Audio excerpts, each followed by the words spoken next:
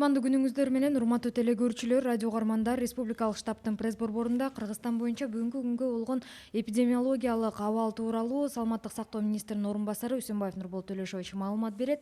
Брифингди ТүЗОдон ЛТР, КТРК, Ала-Тоо 24, Пирамида, 5-канал телеканалдарынан, облустук медиа борборлордон, Кабар Кыргыз улуттук маалымат агенттигинен, ошондой эле Эл ФМ, Биринчи радио, Кыргыз радиосу, Марал ФМ радиолорунан, ЛТРдин YouTube каналынан жана Фейсбуктан Кыргыз өкмөтү, Социальное правительство, МТРК ЛТР жана Биринчи радионун баракчаларынан көрүп уга аласыздар. Здравствуйте, уважаемые телезрители, радиослушатели. Мы начинаем брифинг в пресс-центре Республиканского штаба. О текущей эпидемиологической ситуации по Кыргызстану расскажет заместитель министра здравоохранения Кыргызской Республики Үсөнбаев Нурбол Төлөшович. Прямой эфир брифинга вы можете посмотреть и услышать на телеканалах ЛТР, КТРК, Ала-Тоо 24, Пирамида, 5 канал, через областные медиа-центры, через Кыргызское национальное информационное агентство Кабар, а также на радиостанциях Эл ФМ, Биринчи радио, Кыргыз радиосу, Марал ФМ, на YouTube-канале ЛТР и в Фейсбуке на страницах Кыргыз өкмөтү, Социальное правительство, МТРК ЛТР и Биринчи радио. Анда эмесе Нурбол Төлөшович, сөз сизде. Урматтуу мекендештер, саламатсыздарбы? Бүгүнкү 27 май 2020 жылга карата статистикалык маалыматтарга токтоло кетели.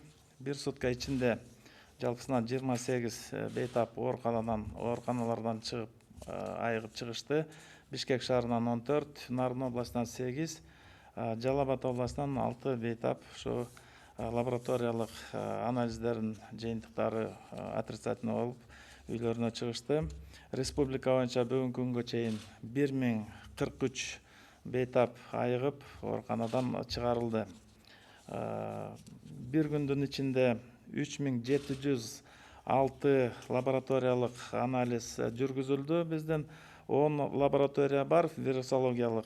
Ошонун базаларында мына 3706 изилдөө жүргүзүп, ошонун ичинен деген жыйынтыгында бүгүнкү күнү дагы ушу COVID-19 инфекциясын жугузуп алгандардын жаңы 52 учурун табылып, бүгүнкү күнү учетко алынды. Бишкек шаарында 9, Ош шаарында 7 учур, Ош областында 2 учур, Чүй областында 3, Нарын областында 17 учур болуп атат.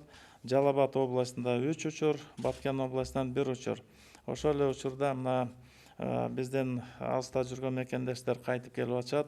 Ошол Оренбург шаарынан, Бузулук шаарынан кайтып келгендердин ичинен дагы бүгүнкү күнү 8 учур табылып, бүгүнкү күнү ушу дарылоого алынды. Россия Федерациясынан келген курсанттар да бар. Алардын арасынан да ошо лабораториялык жол менен тастыктоолор жүрүп атат. Ошол жерде дагы бир 2 учурун таап чыктык. Кыргызстанда тастыкталган COVID-19 инфекциясынын жалпы саны 1520-га жетти. Мунун ичинде Жалал Абад областында 162, Ош областында 213, Ош шаарында 142, Чүй областында 117, Бишкек шаарында 386 болуп атат, Баткен областында 28, Нарын областында 297-ге жетти, Ысык Көл областында 14 боюнча туруп атат. Жана Солилецк менен ошо Оренбург шаарларынан келип аткан ошо мекендештерибиздин арасында дагы ошол силер маалыматыңыздар бар. Изилдөөлөр жүрүп, көзөмөлдө туруп атышат. Булардын ичинен мына ошо келген бизге келген мекендештердин арасынан 119 ушу ковид жугузуп алган учурлары табылды. Россия Федерациясынан келип аткан дагы ошол курсанттарыбыз бар. Арасында мына бүгүнкү күнү 42 учуру тастыкталып жатат. Бүгүнкү күнү стационарда турган ошо жаңы табылган учурларды эске алганда ошо 461 бейтап бүгүн стационарда, оор абалдагысы 9, жандандыруу бөлүмүндө 4 калып атат. Орточо оор абалдыкта 83 бейтап бар. Канааттандырарлык калыбында турганы 369, чыгып кеткендери 1043, каза болгондор 16. Бүгүнкү күндө 7054 киши бүгүн медициналык карантинде туруп атат. Булар жана тастыкталган оорулар менен байланышта болгон контактлар болуп, булардын үстүнөн ушу медициналык көзөмөл астында туруп атышат. Обсервацияга бүгүнкү күндө келип жаткандардын жалпы саны 2835 адамды түздү. Ошентип эпидемияга каршы иштер бүгүнкү күндө республикада улантылып жатат. Бир токтоло кетчү дагы бир маселебиз бар.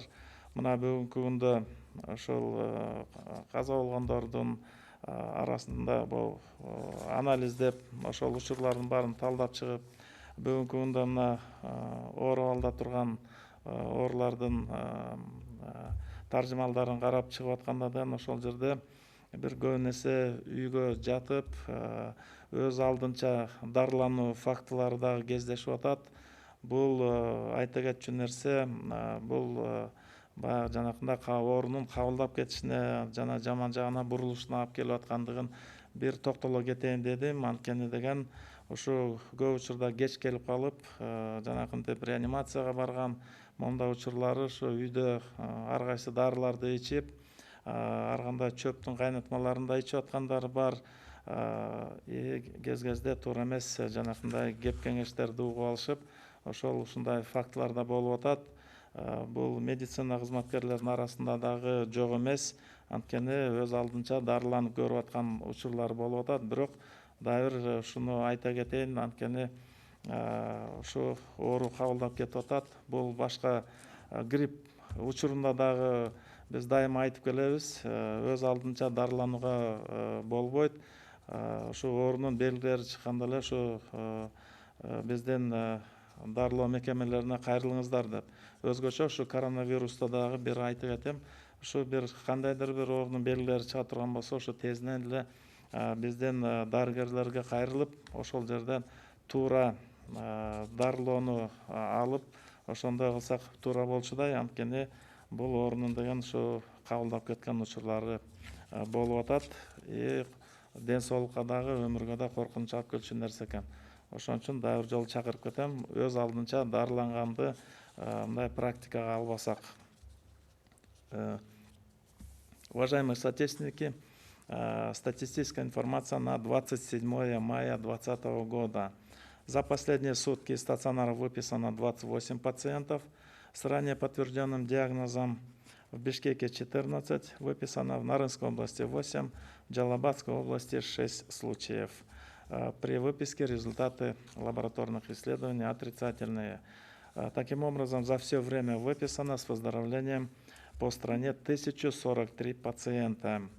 Проведено лабораторные исследования, проводятся в таком широком масштабе. За прошлые сутки проведено 3706 лабораторных исследований. В результате мы выявили еще 52 новых подтвержденных случаев заражения COVID-19. В Бишкеке 9 случаев, в городе Ош 7 случаев выявлено, в Ошской области 2, в Чуйской области 3 случая, в Нарынской области 17 случаев, в Джалабадской области 3 случая, в Баткенской области 1 случай. Среди прибывших из Российской Федерации курсантов еще 2 случая выявлено. А также вы знаете, что прибыли 413 наших сограждан из Оренбургской области, из Бузулука.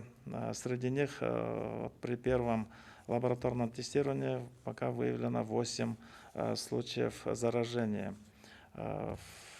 На сегодня в Кыргызской республике зарегистрировано 1520 подтвержденных случаев инфицирования. Из них в Джалабадской области 162, в Ошской области 213, в городе Ош 142, в Чуйской области 117, в город Бишкек 386, в Баткенской области 28, в Нарынской области 297, в Иссыкульской области 14 остается. Среди прибывших из Солилецка и Оренбурга 119 случаев выявлено. И среди прибывших курсантов из Российской Федерации с разных городов выявлено 42 случая заражения. На сегодня в стационарах у нас находится 461 пациент. В тяжелом состоянии сегодня 9 пациентов, в реанимации 4 больных. Средней тяжести 83 пациентов, в удовлетворительном состоянии 369. Выписано 1043, умерло 16. Под домашним карантином и медицинским наблюдением находится 7054 человека. Мы продолжаем принимать в обсерваторы прибывших из-за рубежа наших сограждан. На сегодня находится в обсерваторах 2835 человек. Это вот та статистика, которая на сегодня. И один существенный вопрос, на котором я хотел бы немножко остановиться.